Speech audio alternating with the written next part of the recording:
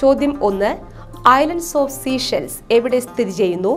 ഓപ്ഷനുകൾ Arctic Ocean, Atlantic Ocean, Indian Ocean, Pacific Ocean. ശരി ഉത്തരം option C, Indian Ocean. African ഭൂഖണ്ഡത്തിലെ ഏറ്റവും ജനസംഖ്യ കുറഞ്ഞ രാജ്യമാണ് റിപ്പബ്ലിക് ഓഫ് സീഷെൽസ്.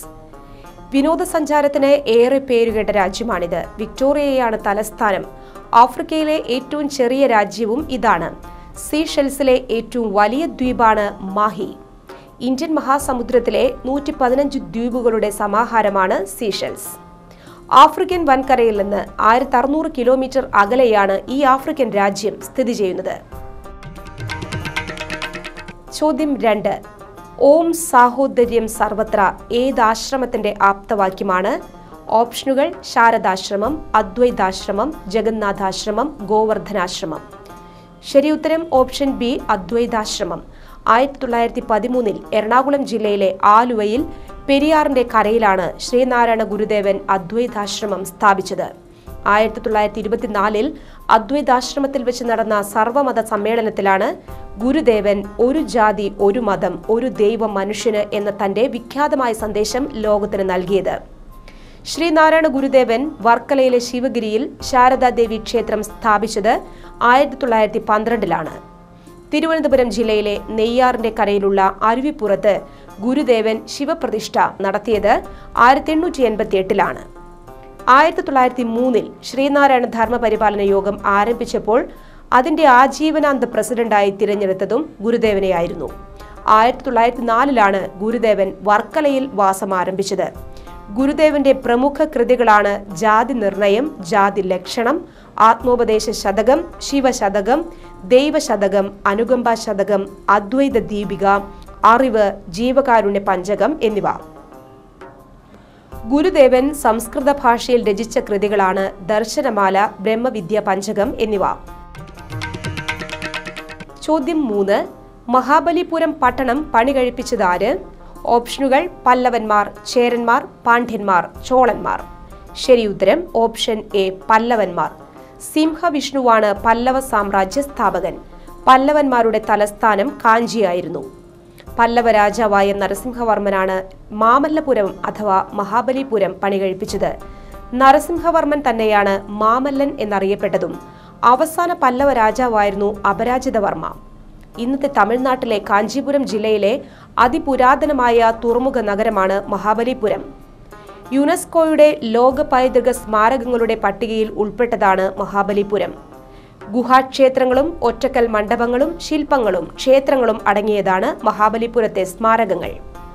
പല്ലവ കലയുടെ ഉത്തമോദാഹരണമാണ് മഹാബലിപുരം. ഇത് പല്ലവ രാജ്യത്തെ ഒരു ശില്പകലാ വിദ്യാലയം ആയിരുന്നു എന്നും വിലയിരുത്തപ്പെടുന്നു.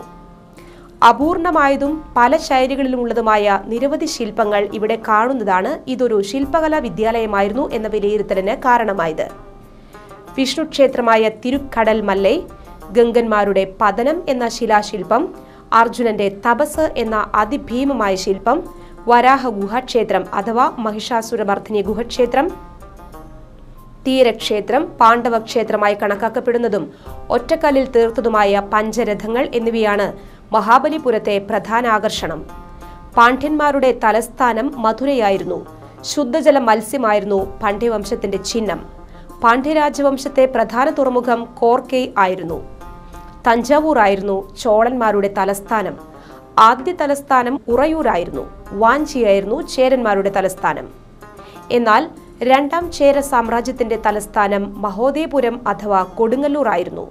മുസ്രിസ് ആയിരുന്നു ചേരന്മാരുടെ പ്രധാന തുറമുഖം. ചേരരാജാവായ രാജശേഖരവർമ്മനാണ് കൊല്ലവർഷത്തിന് തുടക്കം കുറിച്ചത്. ചോദ്യം 4. ഇന്ത്യൻ വംശജനായ വെങ്കിട്ടരാമൻ രാമകൃഷ്ണന് ഏതു രാജ്യമാണ് പ്രഭു പദവി നൽകാൻ തീരുമാനിച്ചത്? ഓപ്ഷനുകൾ ബ്രിട്ടൻ, കാനഡ, ഓസ്ട്രേലിയ, ന്യൂസിലാൻഡ്. ശരി ഉത്തരം ഓപ്ഷൻ എ, ബ്രിട്ടൻ. സ്വതന്ത്ര ഇന്ത്യയിൽ ജനിച്ച് നൊബേൽ സമ്മാനത്തിന് അർഹനായ ആദ്യ വ്യക്തിയാണ് രസതന്ത്രത്തിൽ 2009 നൊബേൽ ജേതാവായ വെങ്കിട്ടരാമൻ രാമകൃഷ്ണൻ. മോളിക്കുലാർ ബയോളജിക്ക് നൽകിയ സംഭാവനകളെ മുൻനിർത്തിയാണ് നൈറ്റ്ഹുഡ് നൽകിയത്. തമിഴ്നാട്ടിൽ ചിദംബരത്ത് 1952 അദ്ദേഹത്തിന്റെ ജനനം. നൊബേൽ ജേതാക്കളെ സംഭാവന ചെയ്ത ഏക തെന്നിന്ത്യൻ സംസ്ഥാനമാണ് തമിഴ്നാട്. നൊബേൽ പുരസ്കാര ജേതാക്കളായ CV രാമൻ, വെങ്കിട്ടരാമൻ രാമകൃഷ്ണൻ എന്നിവർ ജനിച്ചത് തമിഴ്നാട്ടിലാണ്. ഇന്ത്യൻ വംശജനായ American ജൈവതന്ത്രജ്ഞനായ Venkitaraman Ramakrishnan 2009 Thomas ടെയേഴ്സ്, ആദാ Yonath എന്നിവർക്കൊപ്പം രസതന്ത്രത്തിനാണ് നൊബേൽ സമ്മാനം ലഭിച്ചത്. അറ്റോമിക തലത്തിൽ കോശങ്ങൾക്കുള്ളിലെ പ്രോട്ടീൻ ഉൽപാദക കേന്ദ്രങ്ങളായ റൈബോസോമിന്റെ ഘടനയും വിന്യാസവും സംബന്ധിച്ച പഠനമാണ് പുരസ്കാരത്തിന് അർഹമായത്. നിലവിൽ കേംബ്രിഡ്ജിലെ ലബോറട്ടറി ഓഫ് മോളിക്കുലാർ ബയോളജിയിൽ സ്ട്രക്ചറൽ ബയോളജിസ്റ്റായി പ്രവർത്തിക്കുന്നു. കേംബ്രിഡ്ജിലെ ട്രിനിറ്റി കോളേജിൽ ഫെല്ലോയായും പ്രവർത്തിക്കുന്നുണ്ട് വെങ്കിട്ടരാമൻ. രസതന്ത്രത്തിലുള്ള പ്രവർത്തനങ്ങളെ മാനിച്ച് ഇദ്ദേഹത്തിന് 2009 പത്മവിഭൂഷൺ സമ്മാനിച്ചിട്ടുണ്ട്. 2009 തന്നെ നൊബേൽ സമ്മാനവും ലഭിച്ച വെങ്കിട്ടരാമന് നൈറ്റ്ഹുഡ് പദവി ലഭിച്ചത് 2012-ലാണ്.